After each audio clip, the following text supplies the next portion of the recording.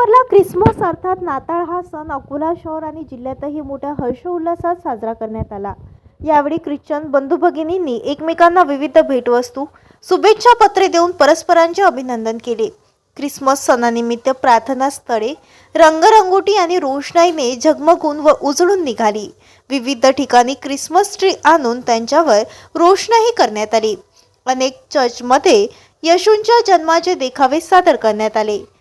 24 डिसेंबरच्या रात्री ख्रिश्चन आबालवृद्धांनी विविध चर्चद्वारे आयोजित कॅलर पार्टीमध्ये सहभागी होऊन रात्रभर घरोघरी भेट देऊन ख्रिस्त जन्माची गीते गायली व एकमेकांना ख्रिस्त जयंतीच्या शुभेच्छा दिल्या।